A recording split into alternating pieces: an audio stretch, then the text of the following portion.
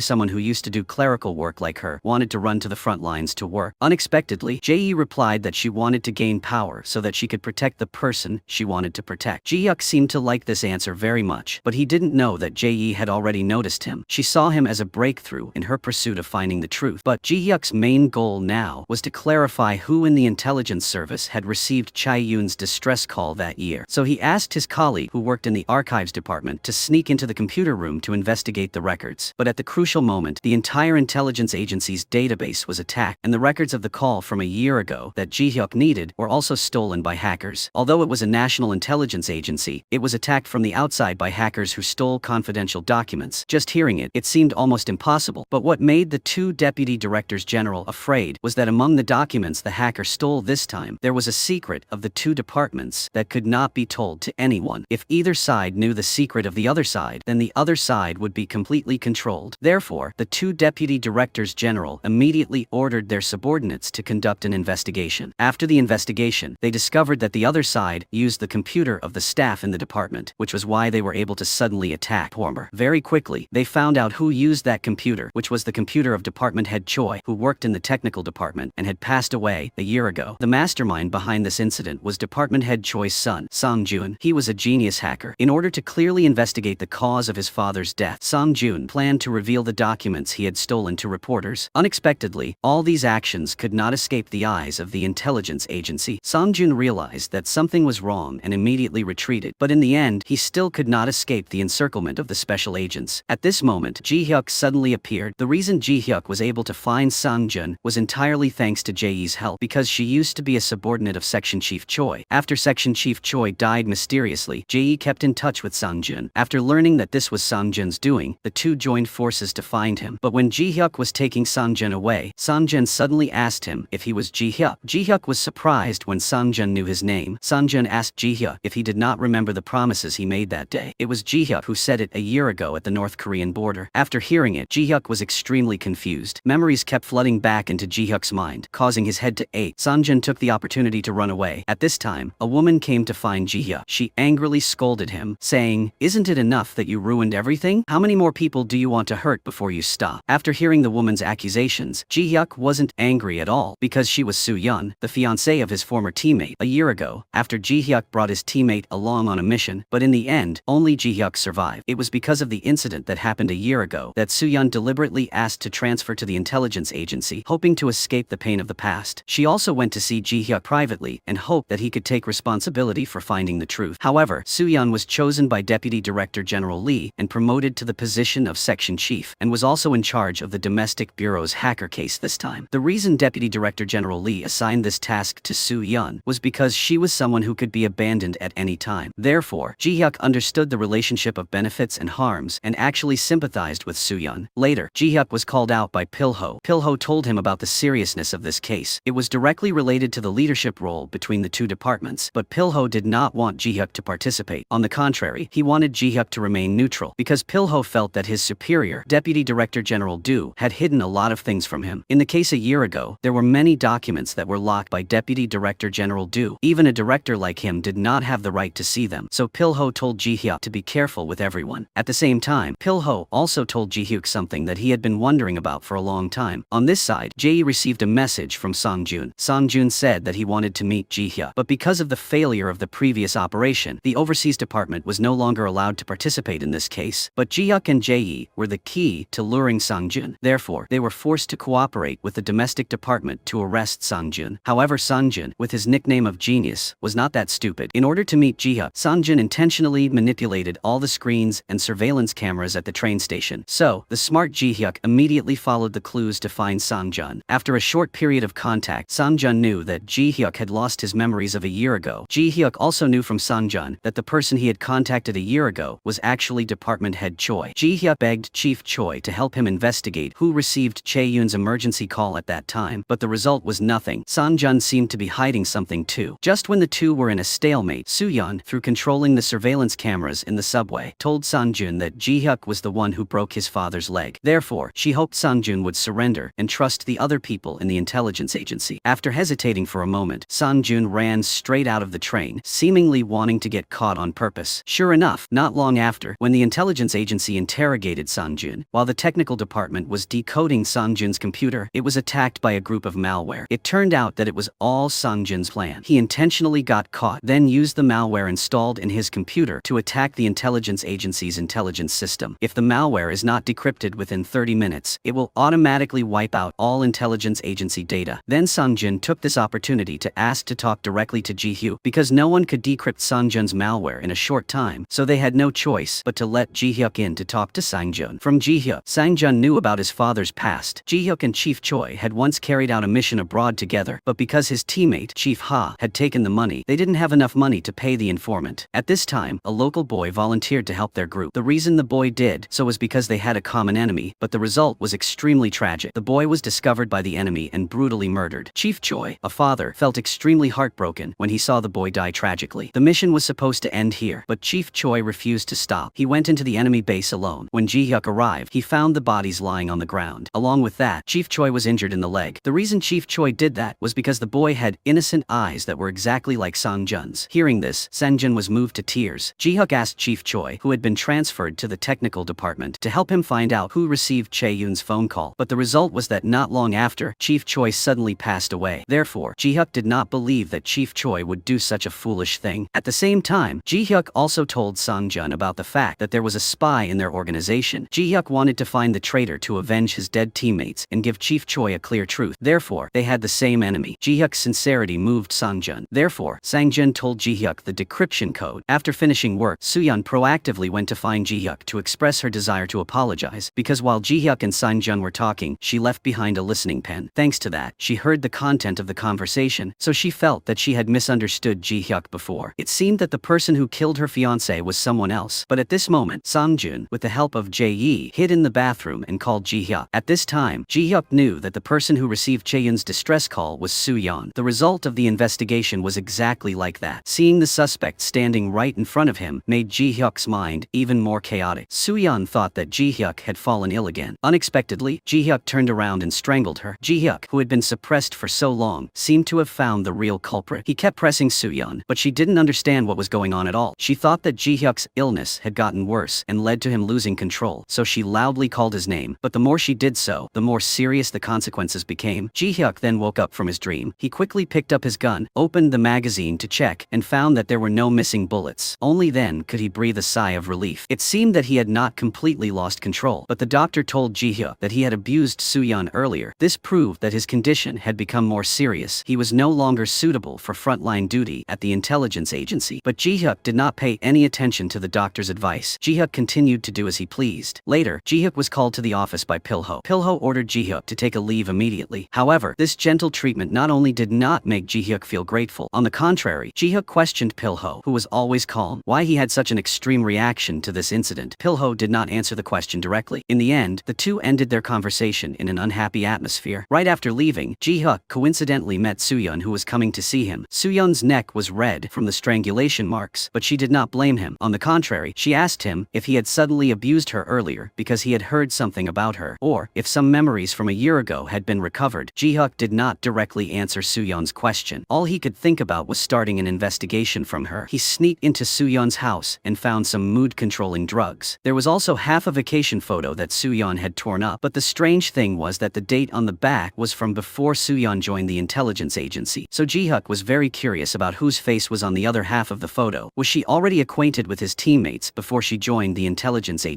Then he brought this suspicion to find Chief Ha, who had a lot of information. Ji-hyuk let down his guard against Department Manager Ha because from Pilho, Ji-hyuk learned that Chief Han had previously embezzled funds to save his sick daughter, but in the end, the girl still could not survive. Then from Department Manager Ha, Ji-hyuk knew that before she entered the intelligence agency, So-yeon had a boyfriend. That information had spread throughout the domestic department. It was very likely that the boyfriend was someone from the domestic department. That was why Soo-yeon had the opportunity to get in here and even smoothly promoted to the position of chief. While Ji-hyuk was absorbed in thinking about this, Jae's cry for help made him change his way of thinking. Jae was in charge of editing case files. While editing the evidence of a spy, she discovered something unusual. The entry and exit times provided by the witness and the suspect were inconsistent. Jae went to ask her colleagues about this, but her colleagues ignored her. Her colleagues even told her to just do as she was told, because they all knew that the witness had signed under duress. Jae wanted to find out the details of this matter, but she found out that the witness had died at home. Moreover, judging from the marks on the victim's body, this one had been murdered by someone else. However, this incident caused Jae trouble. She was scolded by her superiors for meddling in other people's business. Unexpectedly, Soo-yeon came forward to help Jae. After the incident, Soo-yeon also called Jae over and told her not to investigate further. Soo-yeon told Jae that if you insisted on investigating, you must immediately report to me as soon as you had results. So Jae quickly started investigating. She discovered that the suspect entry and exit records were fake. The person who forged it was a high-ranking agent of the domestic department, even higher in rank than Ji-hyuk. After the bloody 6th day passed, only this agent named Chun-woo survived. That's why Jae came to find Ji-hyuk to ask him something, but Ji-hyuk had absolutely no impression of this person. However, this high-ranking agent Chun-woo was observing Ji-hyuk's every move. On this side, Ji-hyuk continuously received many calls from a strange number. The other party was continuously trying to contact Ji-hyuk, but he didn't want to pay attention to this because today was the anniversary of his parents' death, so he just wanted to pay his respects to them carefully. But what Ji-hyuk didn't expect was that behind the portrait of his parents was a mysterious USB. Ji-hyuk brought it home and opened it to see. There was a photo inside, but the photo wasn't clear enough, so he asked Jae to help increase the sharpness of the photo. Ji-hyuk finally discovers that person in the photo is the lucky surviving agent Chun-woo. The situation suddenly became more and more complicated. Suddenly, someone pointed clues at the two of them. Ji-hyuk gradually realized that Chun-woo was definitely related to Soo-yeon. However, Pilho was now bringing Ji-hyuk's documents to find Deputy Director General Do. Pilho said that since Ji-hyuk's parents had an accident, he had developed dissociative amnesia. Therefore, Pilho suggested that Deputy Director General Do temporarily remove Ji-hyuk from his position and not let him participate in investigating any more cases. However, this suggestion was opposed by Deputy Director General Do. She also warned Pilho to restrain his ambition. After listening, Pilho angrily asked Deputy Director General Do if she thought that when Ji-hyuk regained his memory, he would still be on our side. Deputy Director General Do heard the words us and asked Pilho if that included her. The internal struggle was a war without force. Jae still stood on Ji-hyuk's side because she also wanted to find the truth. Jae quickly investigated and found out that the immigration records in the spy case were fake. Moreover, the person who could forge these things was most likely Chun-woo. She immediately told Ji-hyuk about this, but was stopped by Soo-yeon. Under Soo-yeon's intense questioning, Jae finally had no choice but to tell the truth. Soo-yeon ordered Jae not to continue investigating, or else she would bring disaster upon herself. But Jae asked Soo-yeon if she did this because of Chun-woo. Unexpectedly, after hearing this name, Soo-yeon was extremely surprised. She sternly warned Jae not to participate in the investigation of matters related to Chun-woo. However, Jae did not listen. On the way back, Jae accidentally saw Pilho and Soo-yeon having an argument, so she called and told Ji-hyuk about this. Furthermore, through investigation, it was discovered that it was exactly as Ji-hyuk had guessed. A few years ago, Soo-yeon and Chun-woo had done a mission together. Moreover, in the report, it seemed that he was also trying his best to help Chun-woo hide something. Therefore, Ji-hyuk asked Jae to meet at the old place to discuss it thoroughly. But while Ji-hyuk was waiting, he received a call for help from Jae. Ji-hyuk immediately ran down to the parking lot and found a car rushing past. Jae was nowhere to be seen. Seeing things scattered on the ground, Ji-hyuk immediately drove after them. During the chase, Ji-hyuk received a call from Jae. However, a strange man's voice came through the phone. Ji-hyuk immediately guessed that the other party was Chun-woo. He said, "I told you not to meddle in in other people's problem anymore. Ji-hyuk was not afraid of Chun-woo's provocation. Ji-hyuk accelerated to chase after the car in front and finally succeeded in blocking it. But when Ji-hyuk ran to open the car door, he discovered that the person in the car was not Chun-woo, and Jae-yi was not in it. At this moment, Ji-hyuk's phone rang again. Chun-woo laughed at Ji-hyuk's recklessness and told him to turn around and look behind. Only then did Ji-hyuk discover that Jae-yi had been hidden in the trunk of the car he had been driving earlier. Chun-woo warned Ji-hyuk again that he was not allowed to investigate me, otherwise the people around you would be in danger. When Ji-hyuk turned around to look around, he saw Chun-woo throw Jae-yi's phone on the ground and then leave proudly. In order to investigate the truth clearly, Ji-hyuk asked Soo-yeon to meet him and talk privately. On the way, Soo-yeon continuously helped Ji-hyuk recall the past, but when they reached the intersection, she suddenly called him back and said that before she dated his teammate, she owed someone in the intelligence agency a huge favor. The other party had made a request that she couldn't refuse, so now she was regretting it. When Ji-hyuk curiously asked if that person was Chun-woo, Soo-yeon was suddenly shot. Soo-yeon quickly collapsed before she could speak. Seeing that, Ji-hyuk immediately begged the people around to call an ambulance. At the same time, he saw a man wearing a hat quietly leaving the crowd. Soo-yeon tried to use her last bit of strength to tell Ji-hyuk a secret. After that, she also fell into a coma. Ji-hyuk was extremely shocked when he heard it. Soo-yeon was taken to the emergency room. Ji-hyuk was also taken away by the police for questioning. The police showed Ji-hyuk the surveillance camera at the scene. The scene in the video shocked Ji-hyuk. The surveillance camera recorded Ji-hyuk holding a gun and shooting at Soo-yeon, which made him panic. Could it be that he could no longer distinguish between reality and dreams? Then the chief personally came to inquire about this matter. Deputy Director General Do tried her best to protect Ji-hyuk. She said that he was probably framed by someone, but Pil-ho's attitude was completely opposite. Pil-ho thought that Ji-hyuk's mental state was unstable, so he accidentally killed his colleague. Moreover, the evidence was very complete, so Pil-ho personally went to the police station to escort Ji-hyuk. While talking to Ji-hyuk, Pil-ho said that Soo-yeon always said that she owed him, so he always felt very guilty. But Ji-hyuk asked Pil-ho why you didn't say anything after hearing that I shot Soo-yeon. Pil-ho, on the way back, Ji-hyuk clearly remembered that before Soo-yeon fell into a coma, she told him not to trust Pil-ho. To verify what Soo-yeon said, on the way back, he suddenly resisted and controlled all the escorts. In a situation where he lost control of the car, he crashed head-on into Pil-ho's car. Seeing Pil-ho about to attack, Ji-hyuk fired a warning shot. Ji-hyuk questioned Pil-ho that I did not shoot Soo-yeon. However, Pil-ho remained silent and said nothing. Seeing that, Ji-hyuk immediately said some harsh words. Ji-hyuk told Pil-ho that if we meet again and you still don't trust me, then use the gun in my hand to shoot me dead. Pil-ho saw Ji-hyuk slowly leaving and picked up the gun from the ground. Not long after, the entire intelligence agency received news that Ji-hyuk had shot Pil-ho and escaped. The entire intelligence agency focused all their efforts on capturing Ji-hyuk. Deputy Director General Do thought that this was Pil-ho's plot, so she asked Department Manager Ha to continue investigating clues to help Ji-hyuk vindicate. After escaping, Ji-hyuk could only go find Jae-yi, whom he currently trusted. But when Jae-yi brought Ji-hyuk home, Ji-hyuk pressed her against the wall and sternly interrogated Jae-yi. He asked her why the information about him and his dead teammates appeared in her house. Jae-yi also did not continue to hide it. She directly stated her purpose. The reason she did so was because her father was a special agent of the intelligence agency. But after her father went on a mission outside, he disappeared for more than 10 years. In order to find the truth about her father's disappearance, she clung to Ji-hyuk, who had a similar past to her missing father. After listening, Ji-hyuk also let down his guard. Jae-yi continued to ask Ji-hyuk, surely he could not harm Soo-yeon, right? This sentence made Ji-hyuk feel somewhat comforted. After all, now there was finally someone who believed him. But Ji-hyuk's mind was also in chaos right now, because everything that happened inside the surveillance camera was completely different from the reality he had experienced. What he still remembered was that there was a suspicious man at the scene, so the two of them split up to act. One person quietly returned to the crime scene, the other went to investigate the surveillance cameras nearby. Jae-yi followed the road to avoid the surveillance cameras and discovered the silhouette of the suspect. Through investigation at the intelligence agency, Jae-yi learned that the other party was also a special agent who had defected from North Korea. This person was currently hiding in a restaurant. Therefore, Ji-hyuk immediately went to that restaurant. After a while of fighting, Ji-hyuk successfully controlled the other party. But just as Ji-hyuk was about to question him, he crushed the poison pill in his mouth and left this world. Fortunately, Ji-hyuk found a photo of a reporter on his phone. That reporter was very likely to be the next target. Jae-yi immediately recognized this person at first sight. That was the person who was falsely accused of being a spy. Therefore, Ji-hyuk was even more certain that that there was definitely someone inside who leaked intelligence. Moreover, there was also very close cooperation with someone outside. But reporter Ki-sun was still imprisoned in the intelligence bureau, so they could only start with her colleague. However, Ki-sun's colleague did not know anything about the content Ki-sun was going to report. Coincidentally, Ki-sun and Soo-yeon used to be colleagues. It turned out that Soo-yeon was also a reporter. What was even more coincidental was that a few days ago, Soo-yeon had made an appointment to meet Ki-sun for a private talk. Only then did Jae remember that Soo-yeon had said that she would not sit still and wait to die. Soo-yeon told Jae to just wait for the results. Jae returned to the bureau to continue searching for information when she suddenly discovered an extra piece of paper on the computer desk. The series of numbers written on it was the internal project that was currently on hold. After reading it carefully, Jae understood that this was a type of AI technology. It can change the face of the person appearing in the video, thereby falsifying the actual situation at the scene. She suspected that Ji-hyuk had been harmed by this technique, so she immediately reported these two pieces of news to him. Ji-hyuk followed the clues provided by Ji-yi to find the inventor of this technique. The other party told Ji-hyuk that although this project had been suspended by the intelligence agency, a man with the last name Kim came to find him. Thanks to the financial support of that man with the last name Kim, this technique had reached a level where it was difficult to distinguish between real and fake. If one wanted to determine the truth, the only way was to find the original video to compare the data. As for department manager Ha, through analyzing the bullet and comparing the position where Ji-hyuk shot So-yeon, he discovered that it was basically impossible to create this type of trajectory. Therefore, Ji-hyuk could be judged innocent. However, Deputy Director General Do said there was no need to rush. She hid this evidence for now because she was also observing Ji-hyuk's every move, so she needed him to discover the truth himself. Meanwhile, Jae was suddenly called to meet Pil-ho. Then Jae went to Ji-hyuk. From Pil-ho, she learned that Soo-yeon was nominated to the bureau by him. It seemed that all the clues were being intentionally brought before them. At this time, Ji-hyuk remembered that Soo-yeon once said that she owed someone a favor, along with Pil-ho saying that Soo-yeon owed him a favor. It turned out that Pil-ho had already signaled Ji-hyuk. It was just that Ji-hyuk didn't pay attention at that time. Therefore, Ji-hyuk believed that Pil-ho was still on his side, so Ji-hyuk decided to take a gamble. Ji-hyuk took the initiative to contact Pil-ho and requested a private meeting with reporter Ki-sun, who was being held in the bureau. After finishing, Ji-hyuk would confess his sin by himself. Pil-ho agreed to this request but still placed snipers around. After that, Ji-hyuk went to the designated location as agreed, but regardless of the surveillance camera or any other means, Pil-ho could not determine Ji-hyuk's location until the person in the photo took off his hat. This scene made Pil-ho extremely shocked because the information displayed the name of the suspect Ji-hyuk, but the surveillance camera showed Soo-yeon's face. The sniper's side reported that they had confirmed Ji-hyuk's identity and requested orders from their superiors, but when Pil-ho saw this scene, he kept hesitating and did not give orders. It turned out that all of this was created by Ji-hyuk using the face-swapping technique. The purpose was to distract the enemy. After that, Ji-hyuk took reporter Ki-sun and ran away, while accurately avoiding all the snipers' positions. The person who informed him of the location was Jae, who was participating in this action at the bureau. Then, from reporter Ki-sun, Ji-hyuk learned that a year ago, she had investigated a mysterious organization called Sangmong. It was established by retired high-ranking leaders of the intelligence agency and within the intelligence agency, so they took advantage of retired special agents and defectors from North Korea to do some illegal things that harmed the country and the people. The Bloody Friday incident in the intelligence agency was also caused by the leak of the special agent list. She received a report saying that person behind the leak of the special agent list was this organization called Sangmong. Moreover, the person who provided this information said that he was the only lucky survivor. This immediately reminded Ji-hyuk of Chun-woo. Not only that, at that time, Ji-hyuk received a call from Jae. She said that she had decrypted the encrypted file inside the USB before. Then she sent him the restored photo inside. In the photo, there are three mysterious men meeting each other. Chun-woo. Ji-hyuk immediately remembered that mysterious phone number. Ji-hyuk guessed that Chun-woo called to warn him, so Ji-hyuk sent this photo to Chun-woo. Ji-hyuk lied that I would bring reporter Ki-sun to meet you. As expected, everything happened as expected. Chun-woo went to the location Ji-hyuk had designated. Ji-hyuk then went straight to the point and said that he already knew about the Sangmong organization. Moreover, the person who reported this organization was Chun-woo. Ji-hyuk guessed that Chun-woo had been lucky to escape thanks to Sangmong. However, perhaps the situation had changed later. Reporter Ki-sun became Chun-woo's weakness. Ji-hyuk then took out the photo to threaten Chun-woo. Ji-hyuk said that if I revealed the story about Ki-sun and the photo to the public, the Sangmong organization would definitely not let Chun-woo Chun-woo off. So Ji-hyuk asked Chun-woo to agree to two things. The first was to hand over the original video of Ji-hyuk shooting Soo-yeon. The second was to reveal the identity of the person whose face was covered in the photo. Chun-woo quickly agreed to the first. However, as for the second, Chun-woo only knew that the other party was once an important member of the intelligence agency. As for this one true identity, he didn't know. Ji-hyuk questioned Chun-woo about why he did that to Soo-yeon. After hearing that, Chun-woo immediately went crazy and said that he wanted to stop her. But in the end, for some reason, he couldn't stop. In fact, not long before, Chun-woo had captured Moo-soon. Chun-woo wanted to use Moo-soon to find Mo-sa, who even the Sangmung organization wanted. However, Moo-soon was extremely stubborn. No matter what he did, Moo-soon refused to reveal Mo-sa's whereabouts. In the end, Chun-woo had no choice but to kill Moo-soon. Therefore, Chun-woo repeatedly warned Ji-hyuk. When Ji-hyuk's memory returns and he gets closer to the truth, he will also feel like 1,000 swords are piercing his heart. Then Ji-hyuk sends the video he got to Jae, but Jae told Ji-hyuk that Soo-yeon had already woken up. Moreover, after hanging up, Jae deleted the original video that Ji-hyuk had worked so hard to get. When Ji-hyuk disguised himself as a doctor and went to the hospital, he found that it was empty. He was immediately surrounded by a small group that had been lying in wait. Pilho had also been there for a long time. Pilho told Ji-hyuk that Soo-yeon had passed away a few hours ago due to unsuccessful emergency treatment. That was why Ji-hyuk was imprisoned. While in prison, Ji-hyuk tried to reorganize the progress of the case. As more and more of the truth was revealed, Ji-hyuk understood that the Sangmung organization was likely the ones who brutally murdered his comrades, but he had no way of knowing who was inside. On this side, Chun-woo continued to investigate Mo-sa, but in the end, he was caught by the mysterious Mo-sa. Mo-sa questioned Chun-woo about who ordered you to investigate me, but Chun-woo refused to give in, even if he died. So Mo-sa killed Chun-woo and hung his body on the most eye-catching billboard in Seoul, so that the whole country could see how the elite agent of the intelligence agency died in front of the people. This brazen provocation angered the top leaders of the intelligence agency. The chief originally wanted to let Deputy Director General Lee of the Domestic Department investigate this case, but Deputy Director General Du said that Chun-woo was from the Overseas Department. Therefore, this matter should be handled by her. However, because she had not handled the previous matters well, and Deputy Director General Lee had questioned Deputy Director General Du's ability, the chief insisted on giving this case to Deputy Director General Lee. Seeing that her position was being shaken, Deputy Director General Du made a promise to the chief. She pledged that if she did not find any results within 2 weeks, she would take responsibility and resign. After hearing this, the Director General agreed to hand over the case to Deputy Director General Du to monitor and investigate. Then, Deputy Director Du immediately ordered Section Chief Ha to release Ji-hyuk, because not long before, she had received the original video sent by the mysterious person. It was enough to prove that Ji-hyuk was framed by someone else. But on the way to carry out the mission, Section Chief Ha was suddenly stopped by Pilho. Pilho asked Section Chief Ha for a favor, which was to intentionally anger Ji-hyuk, causing Ji-hyuk to feel guilty and not want to return to the intelligence agency. But what Pilho did not expect was that not only was Ji-hyuk not angered, Ji-hyuk even asked Section Chief Ha back, "Did Pilho tell you to do that to me?" Section Chief Ha was extremely surprised. At the same time, Ji-hyuk also learned that Chun-woo was killed. Although Ji-hyuk and Chun-woo were both friends and enemies, the consecutive deaths of his colleagues gave him more motivation to investigate the truth. However, the first thing Ji-hyuk did after going out was to find Jae. Ji-hyuk wanted to know why she suddenly betrayed him. Jae also frankly told the truth. Pilho, after failing to capture Ji-hyuk, came to find her. Pilho said that her father was probably not dead yet. Moreover, her father had changed his appearance, becoming an extremely dangerous character named Mo-sa. In order to get more clues about her father, Jae compromised with Pilho. That was why she betrayed Ji-hyuk. After hearing this, Ji-hyuk was not angry at all. On the contrary, he hoped that she would continue to help him investigate. When preparing to leave, Ji-hyuk did not forget to thank her for sending the video to his superiors. But when hearing this news, Jae was extremely surprised. She wanted to explain to Ji-hyuk, but he had already left. After returning home, Ji-hyuk added Jae's photo to the suspect group. When returning to the intelligence agency, Deputy Director General Du assigned Ji-hyuk to take charge of Chun-woo's case. When Ji-hyuk asked Deputy Director General Du why she wanted to give him the case, she accidentally said that it was because he was getting closer to the truth. That's why they were paying attention to him. When Ji-hyuk questioned who they were referring to, Deputy Director General Du pretended not to know. Then Ji-hyuk met Pilho. Now the two were on opposite sides. When Ji-hyuk deliberately mentioned the name Sangmung in front of Pilho, he immediately turned to look at Ji-hyuk with disbelief. That confirmed Ji-hyuk's judgment. Pilho advised Ji-hyuk to be careful not to let curiosity kill him. Pilho's warning made Ji-hyuk understand that Pilho and Deputy Director General Do must have known about Sang-mung's existence, but even someone with such a high position and power in the intelligence service was afraid to mention this organization. It seemed that it really couldn't be taken lightly. However, in order to find a breakthrough clue, he first went to find Jae to confirm who the person in the front corner of the decoded photo was. The result was extremely surprising. One of the people sitting at the same table with Chun-woo was the deputy director of the North Korean security agency, Young Chun. The current intelligence agency couldn't find out his whereabouts. But why did Chun-woo come into contact with such a high-ranking North Korean figure? What was even more strange was that even Chun-woo didn't know who the mysterious person with his back to the photo was. Chun-woo only said that person used to be an important figure in the intelligence agency. However, that person is also very likely to be Mo Sa, the manipulator behind the Hwaeon gang. But Ji-hyuk understands that Chun-woo is afraid and obeys the Sang-mung organization, so he wants to act from this organization first. The man surnamed Kim, who had the face-changing AI technology to harm Ji-hyuk, was an important breakthrough clue. Ji-hyuk immediately went to find that man surnamed Kim and used his family to threaten him to tell him the names of Sang-mung members. But the man surnamed Kim said that he had never seen any Sang-mung members. They had a very tight organization. They did not know each other. All communication was through a digital device. So Chun-woo probably had this kind of device. Seeing that, Ji-hyuk told Ji to go to Chun-woo's residence to conduct a search, but they did not get any results and only found some strange fluorescent powder. However, from investigating Chun-woo's documents, Jae discovered that during his spy mission, Chun-woo was almost exposed because he killed someone. Moreover, this action could easily lead to serious diplomatic consequences. Therefore, at that time, Deputy Director General Do was forced to order Chun-woo to be eliminated. But at that time, it was because Soo-yeon stepped in that Chun-woo's life was saved. This was probably one of the reasons why Chun-woo felt guilty for not being able to save Soo-yeon. Not only that, Chun-woo's records also showed that he had experimented with a drug called Jeep. This drug had been discovered inside Ji-hyuk's body. It was something used to selectively erase memories. Therefore, Ji-hyuk used his personal relationship to beg his colleagues working in the archives to quickly investigate this matter. On the way back, Ji-hyuk received news through the digital device of the man surnamed Kim. They informed him that the truth lay with the four heavenly kings. Seeing this, Ji-hyuk immediately got out of the car and went everywhere to look for the mysterious person with the same digital device, the type of device that can only communicate within 100 meters. The appearance of this notification was like a bell reminding Ji-hyuk. He guessed that Sang-mung's people were definitely monitoring him every minute and every second. Therefore, he had to speed up the investigation of this organization. While examining Chun-woo's body, Jae suddenly remembered that she had discovered some fluorescent powder inside the bathtub at Chun-woo's house, so she immediately ran to turn off the lights and then used ultraviolet rays to shine on Chun-woo's back. Unexpectedly, the fluorescent powder was arranged in a regular manner on it. Moreover, the person who killed Chun-woo seemed to have intentionally carved something on his back, so they scanned the small dots on Chun-woo's back but could not arrange them into an effective order. Just when Jae was still at a loss for what to do, Pilho suddenly came to find her. Pilho questioned Jae why she sent the original video to help Ji-hyuk, but Jae said that she didn't do it because when she felt regretful and was about to send it, she found out that someone had sent it before her. Pilho also wanted to continue to use the clue about Jae's father as a condition and asked her to continue to help him pay attention to Ji-hyuk, but Jae flatly refused. She said that she didn't want to be like Soo-yeon, being controlled by Pilho and then having to live in regret. However, the secret conversation between the two of them was eavesdropped on by Ji-hyuk. After all, if he has been betrayed once, there will be a second time. Therefore, Ji-hyuk had asked Deputy Director General Do early on to allow him to eavesdrop on Jae's phone, thereby determining that he wouldn't be betrayed again. However, this also made him even more confused. In the end, who was the one who secretly sent the original video to help him? Who sent him the information about the clue? Furthermore, the message the digital device received this morning was clearly a notification specifically for him. Everything seemed to be getting more and more chaotic. Just when Ji-hyuk's train of thought was in a mess, Jae suddenly called. She said that she had discovered the secret on Chun-woo's back. She discovered that the small dots were a QR code. The information that the QR code wanted to provide was about a rare disease. Through the database, she found people with this disease. The total number of people with this disease was less than 20. One of the patients on the list was one of the founders of the intelligence agency, the high-ranking leader Pyong-il, nicknamed the Devil King, who had long since retired. But the strange thing was, why Chun-woo kept Pyong-il's information? Did the 4 heavenly kings appearing in the announcement imply that this devil king was one of them? To clarify this, the two of them started investigating this person, but the receptionist said that Pyong-il had long been discharged from the hospital. Furthermore, the information about that person was confidential and could not be disclosed. Unless there was an investigation order, it could not be provided. Therefore, the two of them could only leave temporarily. However, Ji-hyuk and Jae both discovered the abnormality of the receptionist. The other party was clearly hiding something. Furthermore, the rare disease that Pyong-il had did not allow him to leave the hospital at will. Therefore, the two of them judged that he was definitely still hiding there. Through the hospital's diagram, they discovered that during the several renovations, there was still an unplanned mezzanine floor. Jae then returned to the hospital to investigate. Through the time interval between the elevators, she discovered that the travel time between the second and third floors was clearly 5 seconds longer than usual. Therefore, they judged that there must be a mezzanine floor inside the hospital. Just as the two of them were about to act, Ji-hyuk received a call from a colleague working in the archives department. The colleague said that the person in charge of researching the Jeep medicine had been found. That was Ji-hyuk's doctor. Ji-hyuk then went to question the doctor. It was obvious that she was the one who participated in the Jeep development project. So why did she hide it from all?